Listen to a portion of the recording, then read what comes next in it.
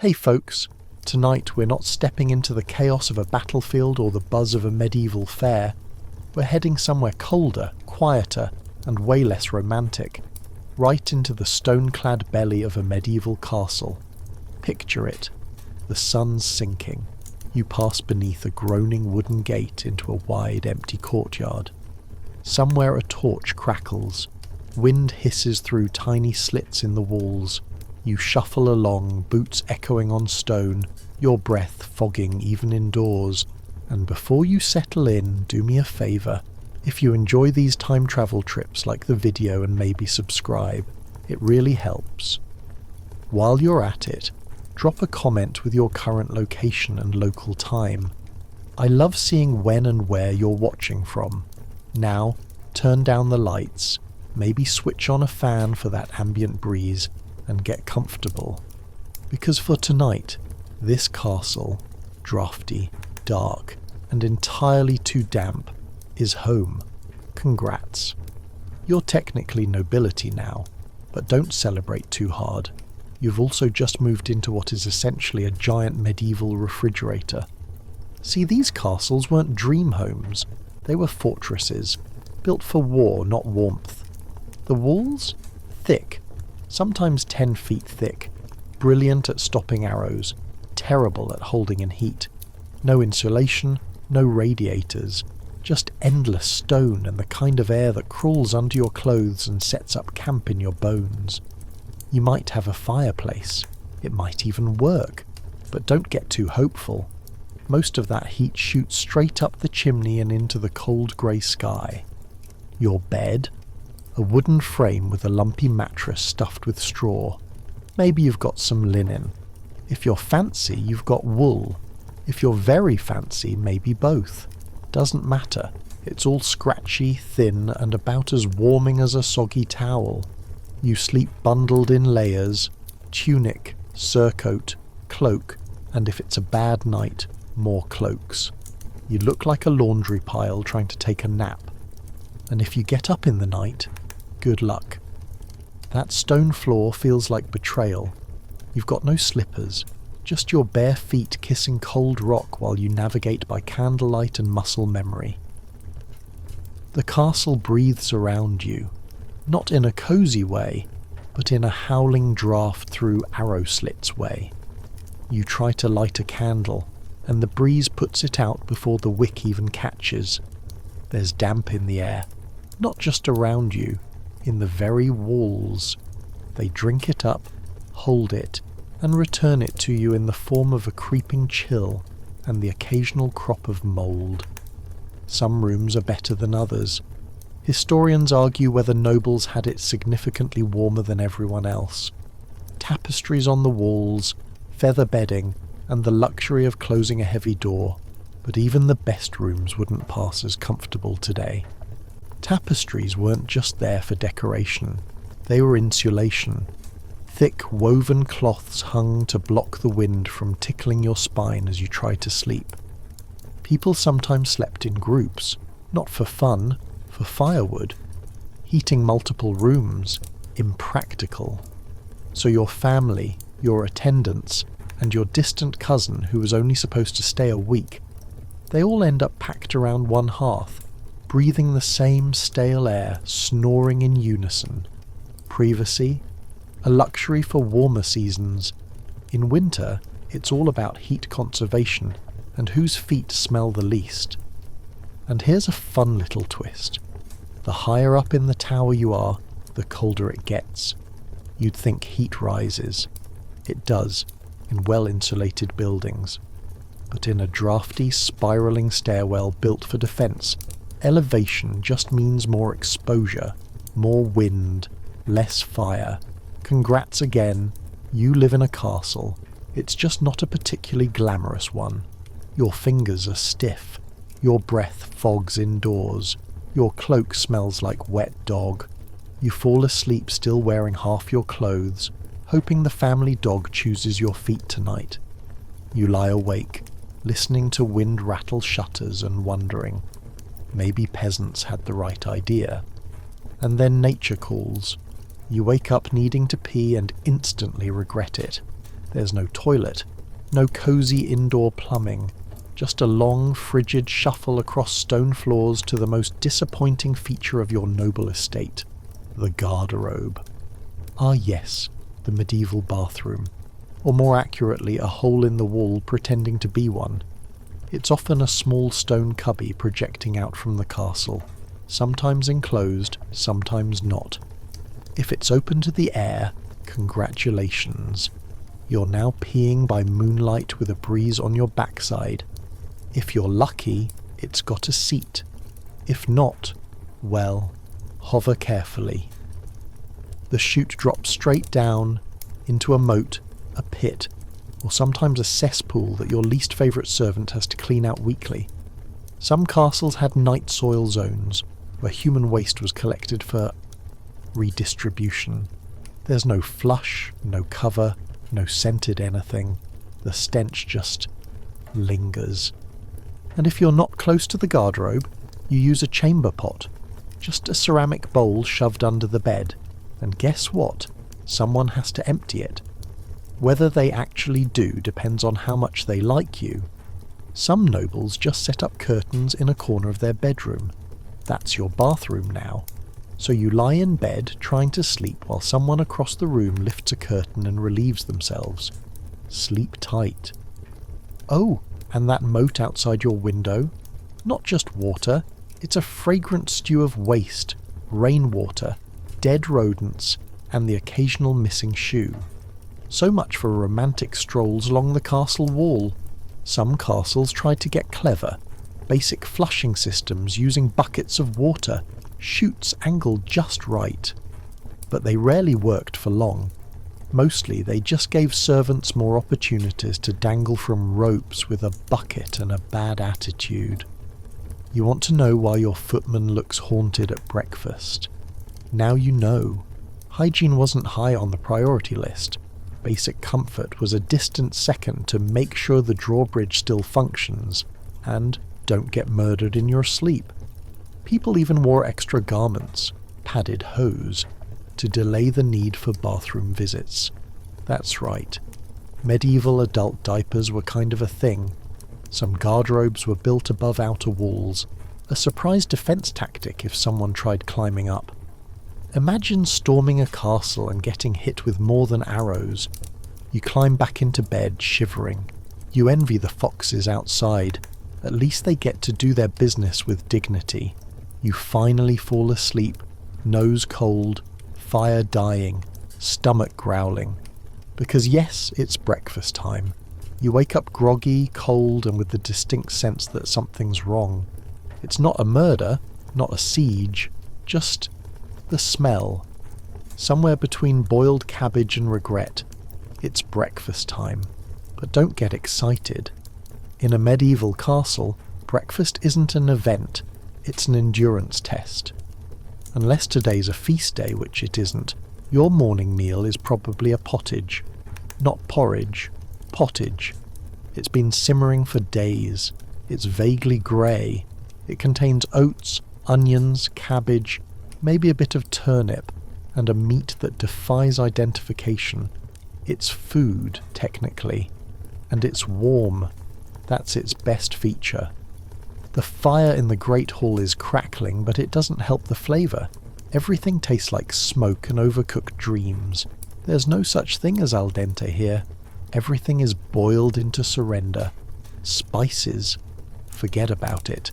Spices are treasure. Pepper, cloves, cinnamon. Shipped from halfway across the world and guarded like holy relics. Unless a duke is visiting, your food is seasoned with hope and despair. If you're lucky, you might get a roasted meat joint, served to you by a sweating kitchen boy who's been turning a spit since before sunrise, but hope it's fresh. Refrigeration's a fantasy, and salted meat only covers so many sins. Fish is a maybe, stored in brine or fermented sauces that could drop a mule at 10 paces. Ever heard of garum? It's medieval fish sauce, a staple in elite kitchens. Whether people liked it or just didn't know better is still up for debate. Bread? Sure, there's bread. If you're noble, it might be softish. If not, it's heavy, coarse, and filled with leftover husks. Some loaves are so tough they double as weapons. The bottom layer of bread, the trencher, isn't even meant to be eaten. It's a plate. Soaked in stew, then tossed to the dogs or the poor. Recycling, medieval style. You wash it down with ale, or watered wine. Water's too risky. It's full of who knows what. Everyone drinks alcohol, even kids, especially kids. A mildly tipsy child is a healthy child. That's the logic. You finish eating. You're not exactly full, but you're done. You wipe your hands on your tunic. There are no napkins, just sleeves and dignity, and yours is wearing thin. The hall is cold, always. Long wooden tables, bare stone, no cushions unless it's a feast. You stand up, your backside half frozen, and wonder what's for lunch. Then immediately regret asking. You try to find some quiet, a spot to digest your stew-flavoured disappointment in peace. But here's the next brutal truth about castle life. There is no such thing as privacy. Your bedchamber, not yours. Your name might be on the door, if it had one, but inside your maid sleeps on a mat. Your valet has a cot in the corner.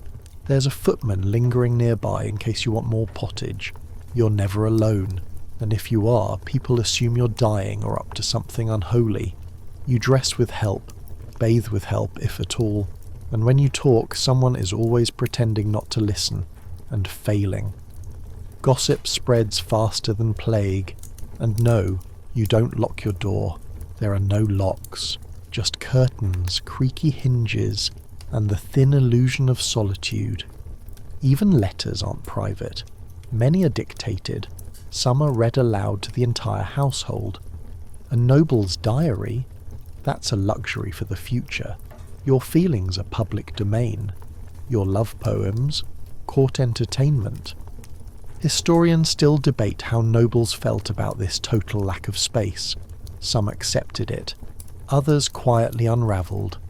A few just leaned into the melancholy and became the household's designated brooder. Everyone needs one. Sleep is another matter. You might get a bed, a big one, but you're sharing it, not romantically, just practically. Servants, guests, relatives. Beds are insulation, not intimacy. The more bodies, the more heat. It's survival, not scandal. Large curtain beds are status symbols. Yes, but they're also tents against the cold. 2 bodies are warmer than 1. 3 are better. 4, you're practically tropical. Until someone sneezes. Lice and fleas are rampant. You sleep with strangers and wake up with bugs.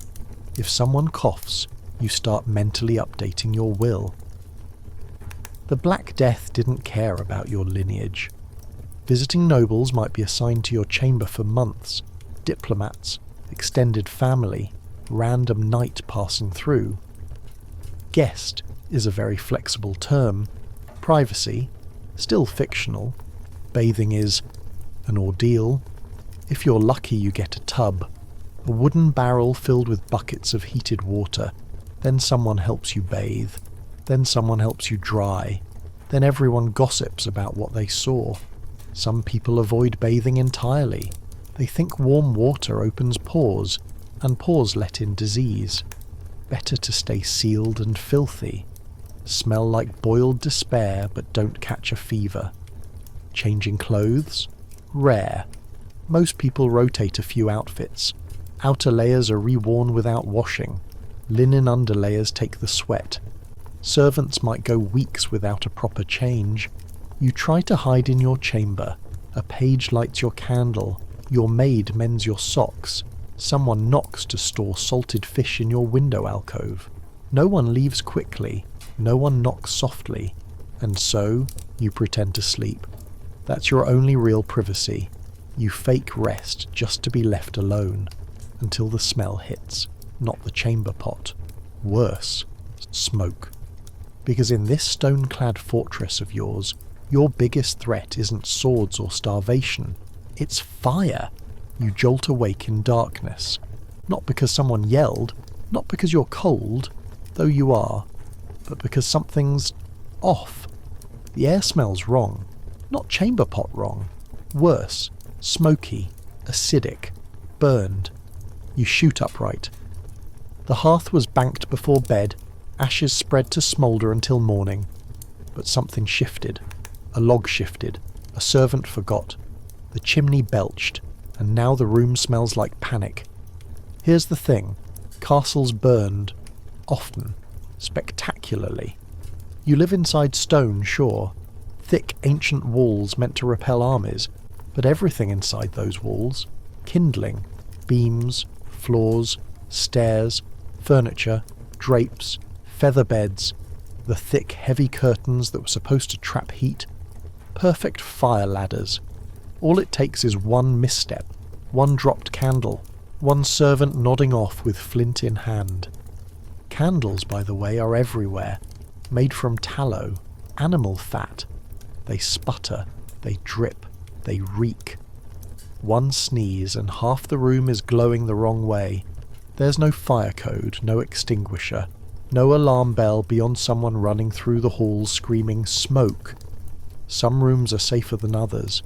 The kitchens, massive open hearths, iron pots, spits turning all day, spilled grease, dripping fat, flames high enough to toast the rafters. Sleeping chambers? Smaller fireplaces, often unvented, burning low through the night. Safer? Not really, just sneakier. Even the rush mats on the floor, those woven plant layers meant to soften your step. Layers of old hair, food scraps, and mouse droppings. Like walking on a compost heap that's one spark away from inferno. Some castles eventually got clever. Stone vaults between floors, fire break walls. But most? Still flammable palaces with armour racks. You move through the castle with care. Candle in one hand, breath held, shadows jumping at every footstep. You think about walking without light, feeling your way by touch. Then you trip over a page boy asleep under the stairs and decide maybe sight has its perks. You eventually accept it. Fire is both salvation and enemy. You need it. You fear it. You watch every spark in the hearth like it's planning something. And just when things settle again, when the air clears and the logs are safely ash, it's time to eat. Food again. Because time doesn't stop just because you almost roasted in your own bed. Most days the menu's predictable. Stew. Again. Maybe bread. Ale. Always. If you're lucky, cheese that hasn't fought back yet. But every so often things shift. A feast day. A visiting noble. And suddenly the kitchens explode into panic. Pies with crusts shaped like flowers. Peacocks glazed and refeathered, sugar moulded into castles inside your castle. It's not just food, it's theatre. Bread as bragging rights, meat as status. Minstrels are summoned, jesters rehearse. Someone tries to wrestle a goose into looking majestic. It doesn't go well. The fire roars, spices appear, saffron, ginger, cinnamon. Imported, expensive. The kind of stuff you guard with a dagger. There's dancing. Kind of. Without deodorant or modern hygiene, it's more like rhythmic sidestepping. You don't twirl, you dodge. Odours, mostly. Historians still argue if these feast days made up for the blandness of daily meals. Some say they were highlights. Others say they were stress dreams with silverware. Afterward you sit, full but not happy. The kind of full where your stomach is satisfied, but your tongue is confused. Still, you smile, nod, compliment the pastry swan, pretend you didn't see it twitch. And then, as the wine is poured and someone's cousin begins singing a ballad, you realise something horrifying. Guests. Because nothing, not war, not rats, not fire, ruins peace faster than a noble guest. They arrive with wagons, dogs, a musical troupe, and a sigh. We'll stay the season, they say. That means months. Hospitality isn't optional. Turning someone away is an insult. You give them your best room, often your own. You sleep in a slightly less awful corner while they lounge in your bed talking about how the drapes remind them of their third estate. Feeding them? A logistical nightmare. More mouths, more wine, more servants. The pantry echoes. Chickens vanish. The ale mysteriously leaks. Entertaining them is worse. Music, games, falconry, long conversations about court intrigue and venison texture. You smile until your jaw cramps. Guests watch everything. They judge your furniture, your steward's bow, your bread texture. A single mistake could become gossip 3 counties over. And they don't come alone. They bring attendants, pages, maids, cousins. Each one needs food, lodging, and space to critique your tapestries. Sometimes they linger, sometimes they never leave. There are rumours, quiet ones, of castles forgetting to restock sweetmeats, or failing to heat baths to nudge guests toward the door. No figs? Oh dear. Perhaps another estate would suit your appetite better. You calculate how hard you'd need to cough to fake a plague. Just a small one, just to clear the castle for a week. And when they do finally leave, silence for a minute. Then the noise starts again. You think, just for a moment, that it's quiet. The feast is over. The guests are asleep. The fire's dying low. And then, clang. It starts early, before the sun, before your eyelids agree to open. First, the rooster. Not a cheerful cock-a-doodle-doo, but a banshee with feathers. Then the blacksmith. A rhythmic clang-thud hiss that says, "I'm awake. You should be too." Down the hall the kitchens roar, pots clatter, knives thud, cooks shout. Someone spills something that might have been soup or might have been last month's stew. A dog barks. No one knows whose dog. The dog doesn't know whose dog. The great hall, chaos. Servants dart. Messengers argue. A pigeon has taken up permanent residence in the rafters. Children, always children, scream, sprint, throw apples, and test gravity on staircases. You try to escape. A quiet corner, maybe near the chapel, maybe in the solar, but someone is always there. Practicing the recorder badly, arguing about curtain colours, whispering court gossip. There's no peace. There's just sound. Castles amplify noise. Stone reflects it. Footsteps echo for hours. Laughter becomes thunder. And your sneeze? A royal trumpet blast. At night it doesn't stop. Guards stomp during shift change. Dogs bark at shadows. Owls scream existential poetry into the void. A drunk page serenades the wrong window. That window belongs to the steward's wife. Even nature joins in. Rain hammers stone. Wind howls through arrow slits. Thunder hits like divine commentary. Historians wonder how people coped. Some say they didn't. Others say this noise was the hum of life. It made silence suspicious. And just when your brain starts tuning it out, a new sound rises. A cry, not fear, not pain, a specific, unmistakable cry. Childbirth. Somewhere in the castle, someone's gone into labour. You hear it through walls, through the tapestry, through your bones. You don't know who it is. Maybe the steward's wife, a maid, a visiting cousin. But suddenly the entire world revolves around that one room. The birthing chamber transforms. Tapestries cover the windows. Candles flicker. Men are banned. Midwives arrive. Part healer, part legend. They carry herbs, cloths, oils, and an expression like they've already seen too much. The woman is helped into a squat, or sits in a strange legless chair with handles and a hole, or leans on 2 servants, and then the sounds begin. Moaning, prayers, barked instructions. The room is hot, the air heavy, pain and incense. More women arrive. Some pray, some vomit. Everyone knows what's at stake. Birth is not a miracle here. It's a gamble. Even nobility doesn't protect you. Rich women are expected to produce heirs, often, quickly, and survival, not guaranteed. If the baby comes fast, the whole castle exhales. If not, a priest is summoned, holy relics are fetched, bells may ring. Sometimes both mother and child survive, sometimes neither. Sometimes one does, and the silence that follows is worse than the screams. If it's a boy, toasts, cheer, preserved quince from the cellar. A girl, warmth, but quieter. Daughters are precious, but sons are the plan. The baby is baptized within hours. Life is fragile, souls need protection. The mother, if noble, gets a recovery period. If she's lucky, no fever comes. No mysterious postnatal chill that medieval medicine doesn't understand, which is most of them. There are charms tied to the cradle, amulets against the evil eye, whispers of changelings. Even the most logical lord clutches a talisman, just in case. And you, if you're a woman, you feel the shadow.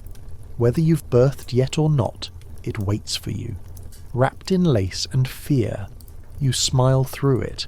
You plan names, you prepare clothes, but you know. The men pretend not to listen, but they do. Every lord has lost someone, a wife, a sister, a maid. They drink, they avoid the door, but they listen. And tonight, you lie awake, counting contractions you can't see, flinching with every new cry.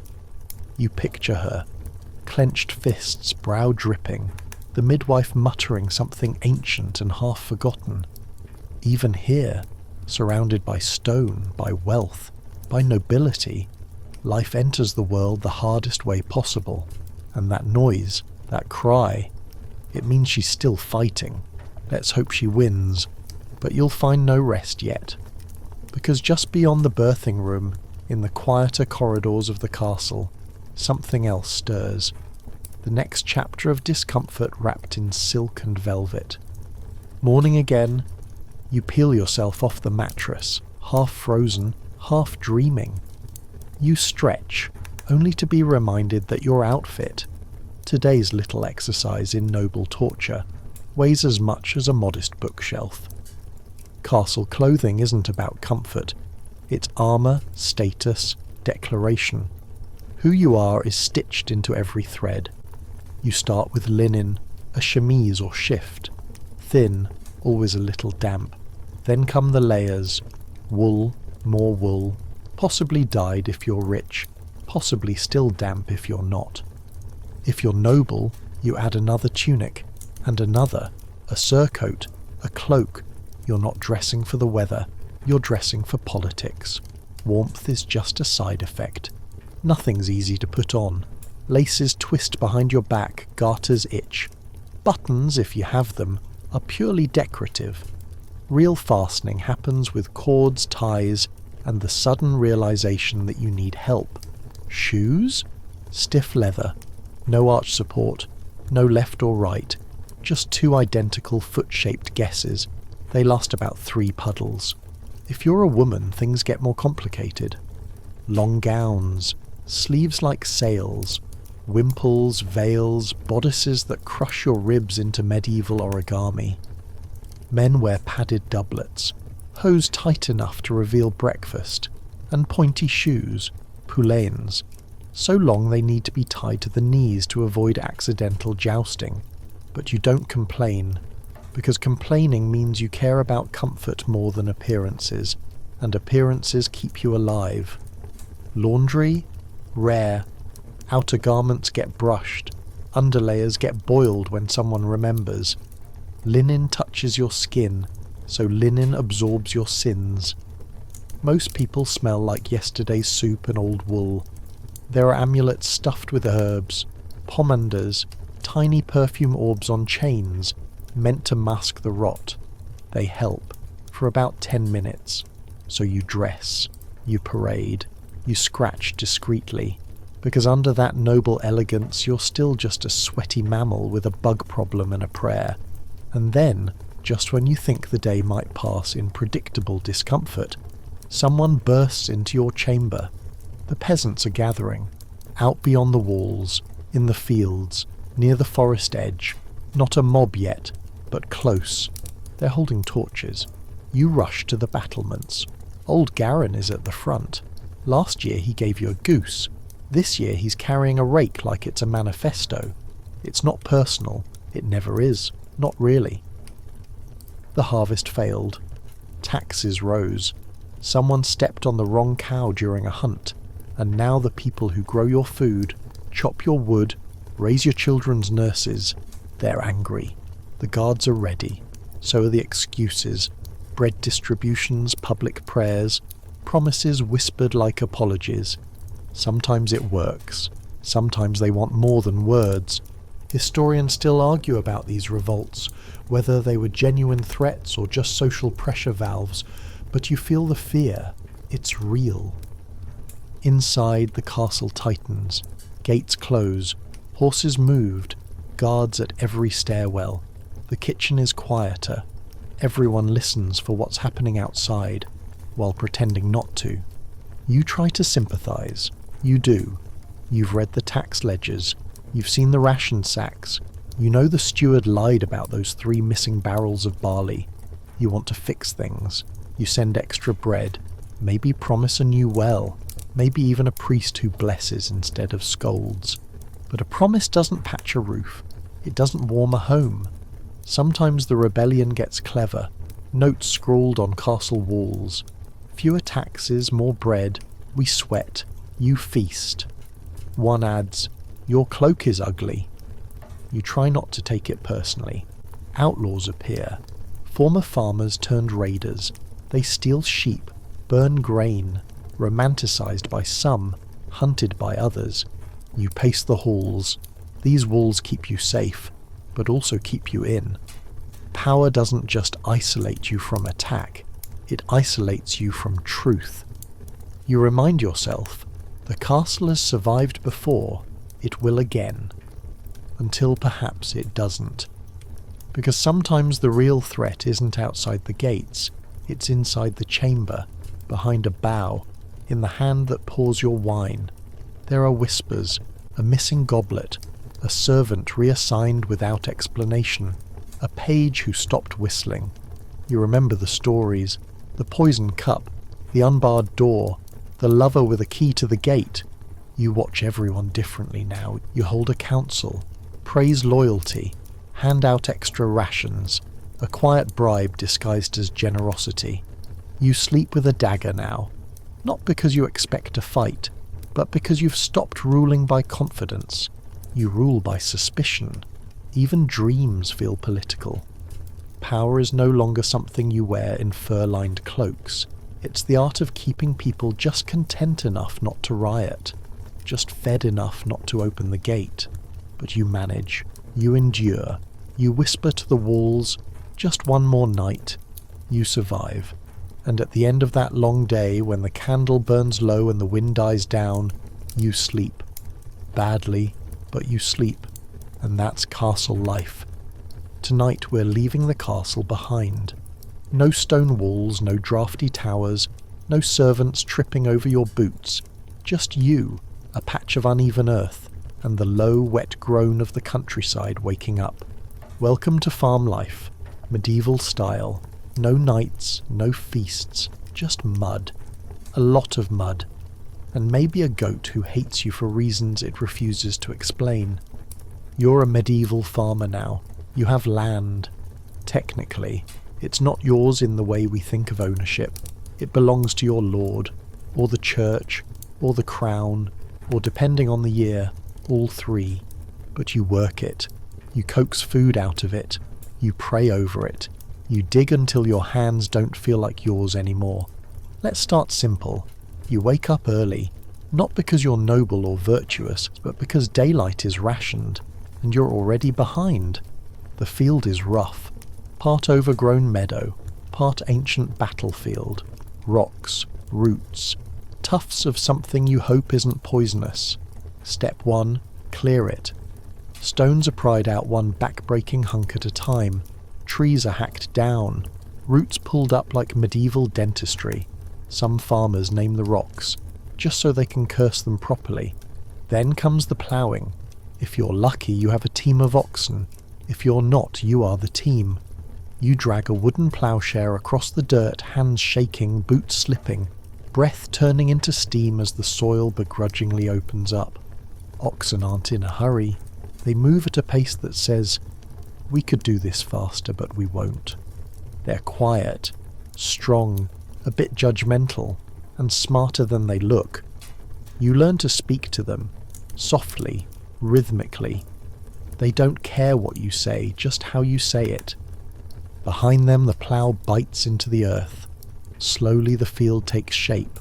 Rows appear. The chaos becomes order. Sort of. The land isn't yours, but your sweat is in it now. That makes it real. You're not alone either. Fields are divided into strips. Your neighbours are ploughing beside you, arguing about footpaths, arguing about boundaries, arguing about whose goat is in whose cabbage again. Medieval farming is communal. That's not always good, but it means you're not suffering alone. You learn to read the land, the soil texture, the way water drains, where the sun hits first. You know which corner floods, which edge freezes, which patch the crows like best. It's not guesswork, it's instinct earned by generations. You plant barley where it's dry, oats where it's wet, rye just in case. You tuck beans and herbs closer to the cottage, vegetables behind the pig pen. Everything has a place, or finds one, eventually. And when you're not ploughing, you're maintaining tools, sharpening blades, fixing fences, herding ducks who think they're above instruction. This isn't just labour, it's strategy. And it's about to get smarter. Because tomorrow, we rotate the crops. And that's where we'll go in part 7, to the 3-field system, the quiet revolution of rotating dirt, and the deep-rooted logic that helped medieval farmers beat nature with a shovel and some science. You're back in the field before the rooster even finishes swearing. Your shoulders ache, your knees hate you, your boots squelch in last night's frostbite. But today's not just about ploughing. Today, you rotate. This is the magic trick that makes your farm, and your life, slightly less doomed. The 3-field system. It's not glamorous, it doesn't get ballads, but it's smarter than it looks. You divide your land into 3 sections. Call them A, B, and C. Field. A gets the good stuff, wheat or barley, your fuel, your bread, your winter lifeline. Field B gets the lighter fare, oats, legumes, maybe peas or beans, crops that feed you and feed the soil. Field C, nothing. You leave it alone. No ploughing, no planting, just grass, weeds, maybe the odd sheep chewing thoughtfully. It looks lazy. It's brilliant. Because soil, like people, burns out. Use it too hard for too long and it gives up. Goes dry, sour, useless. Let it rest though. It resets. Rain seeps in. Worms do their thing. Nature patches what ploughs can't. And next year, rotate. A becomes B. B becomes C. C becomes A. Repeat. Forever. No fertilizer. No spreadsheets. Just memory, mud, and the stubborn logic of survival. Historians still argue where it started. Maybe early medieval monks. Maybe clever villagers who couldn't afford failure. But by the 800s, it's spreading. Like yeast in warm dough, quiet, efficient, revolutionary. Yields rise, starvation stumbles, fewer desperate gambles with weird plants no one can pronounce. You still plant with care, watch the crows, count the worms, touch the earth and know what it needs. Legumes add nitrogen, beans fix things, oats break up clumpy soil. Each crop does its bit. And that empty third of land, the fallow, it's not dead, it's waiting. Sometimes it sprouts wildflowers, sometimes it becomes goat playground, sometimes it's just dirt under a big complicated sky.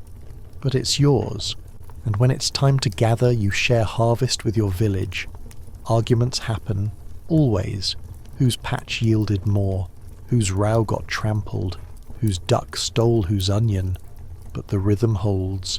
So in fall, so again in spring, harvest, rest, rotate, survive. Your Lord doesn't care how you do it, only that it works. More crops means more tax, more tithe, more trade. He benefits, you endure. But in between the lines of tax scrolls and feudal duties, you're building something else.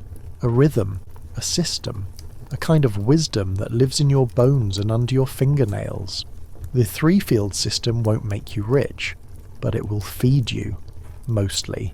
And in the Middle Ages that's a miracle.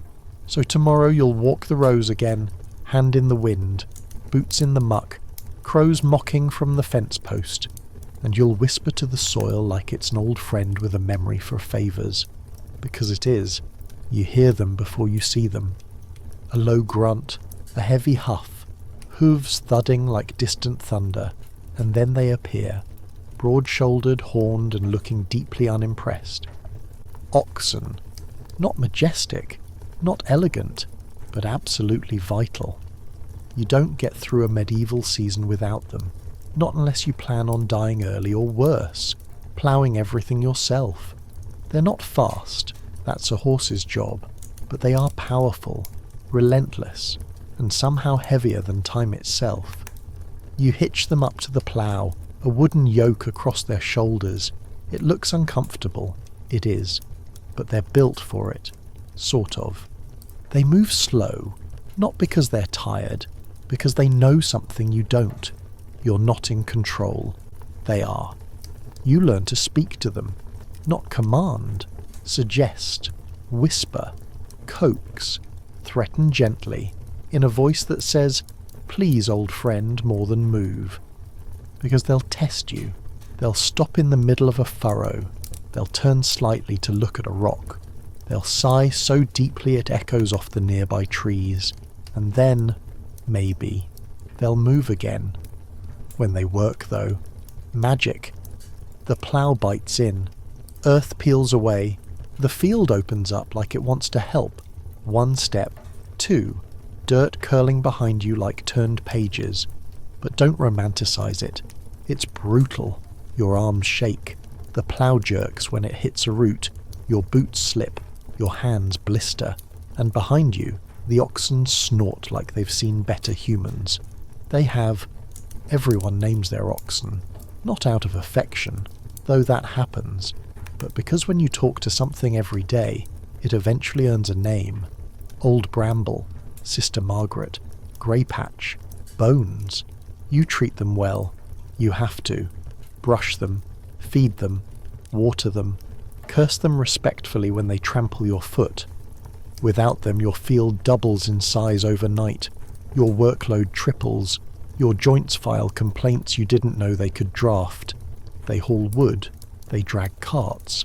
They move barrels of pickle something you stopped questioning years ago. You learn their moods. A tail flick means mild irritation. A hoof stamp means danger. A loud exhale might mean you're standing where they'd prefer to pee. They're more reliable than most people, less political, slightly more gassy. And when they die, you bury them like you would a family member, quietly, with effort, maybe even a muttered prayer, because they worked beside you, day in, day out, no glory, no songs, just sweat and soil. They don't ask for thanks. They wouldn't understand it if you gave it. But you mutter it anyway, on the walk back to your cottage. Your field's ready now, seeds go in tomorrow, and your oxen, they're already asleep, snoring like a low drumbeat, dreaming probably of a day where you finally learn to steer straight. Your field looks ready, freshly turned soil, straight lines, oxen resting in the shade like shaggy saints. But don't get too confident, because now comes the real challenge, furrow logic, that ancient geometry of trenches, timing and topography. See, farming isn't just planting and praying, it's directing water, it's anticipating wind, it's designing with dirt. And furrows, They're the medieval blueprint. Each one has to slope just right, angle slightly, turn gently. If you're off by even a little, you don't get a harvest. You get a moat. Too shallow, water pools, roots drown. Too deep, soil erodes, seeds wash away like dreams in a thunderstorm. There's no GPS, no graph paper, just your feet, your eyes, and the memory of how this exact patch behaved last spring, or 2 springs ago, or the time the neighbour's goose got stuck in a drainage ditch. You learn from watching, from old farmers muttering to themselves and pointing with sticks, from trial, from painful squelching error. One wrong furrow and your whole yield could rot before it sprouts. So you walk it, slowly, tracing lines in the dirt with a stick. You picture the rain, how it runs, where it pools. You build tiny channels, finger-width ditches, careful curves. This isn't just preparation, it's prayer. Some farmers actually bless their furrows, cross themselves before the ploughshare drops, sprinkle holy water, whisper Latin no one really understands. It's not superstition, it's insurance. And when you finally start sowing, you do it by hand. A bag slung over your shoulder, fingers scattering seed in a rhythm passed down by callous generations. It looks casual, it's not. Too much seed in one spot, choking, too little, starvation. You walk, step, scatter, step, scatter, like a living metronome, and when it's done, you don't get applause, you get silence, a field full of invisible futures buried under damp soil waiting to prove you right, or very wrong. The oxen are watching, the clouds are gathering. The scarecrow you built out of old rags and wishful thinking is already leaning ominously, and you step back, wipe your hands, and wait. Not passively, never passively, because the work never stops. Fences break, tools crack, weeds creep like gossip, and the weather? It changes its mind hourly. Still, for one moment the field lies still, ready, possible, and you breathe. Because for the first time this season your land isn't fighting you. Yet. It starts slow, just a hint of green. A shy shoot pushing up from the soil like it's checking if the coast is clear. Then another, then dozens, then a line. Neat, narrow, the first furrow waking up. You breathe easier, maybe even smile, maybe. Because growth means hope, it means food, it means the plan, the prayers, the sweat, the blisters, is actually working. But here's the catch. You're not the only one watching things grow. The weeds show up first. Clever, persistent, aggressively uninvited. They sneak between your rows. They mock your spacing. Some blend in until it's too late.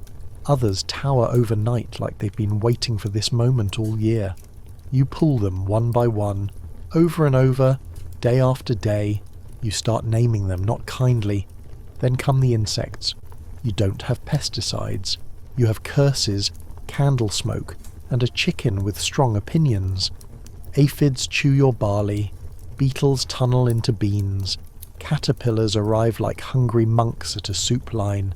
You crush what you can, burn what you must, and hope the birds are feeling helpful today. Some people set out charms, bits of bone, bundles of herbs, a carved idol tucked beneath the scarecrow's cloak. Protection, maybe, a warning, or just tradition. And then come the rumours. Someone's field 2 villages over went barren. No sprouts, just cracked earth and silence. A curse, they say, or bad seed, or worse, sabotage. Because in a world without insurance, a failed field is a death sentence, and desperate people whisper desperate things. You pretend not to listen, but you do. You watch your neighbours, they watch you.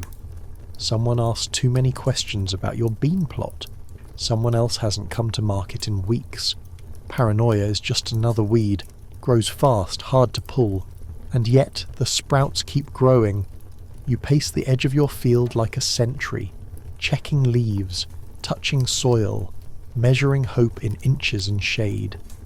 Some days the sun scorches, other days it vanishes, rain falls sideways, wind snaps stalks like twigs, and you can't yell at the weather, so you yell at your shovel. It doesn't help. But slowly your field becomes a garden, a patchwork of motion, stems swaying, grain rippling, birds circling, bugs crawling, a tiny, infuriating ecosystem where everything is trying to eat everything else.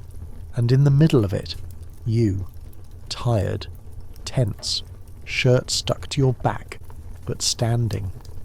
Because despite the weeds, the worms, the rain and the rumours, it's working, for now.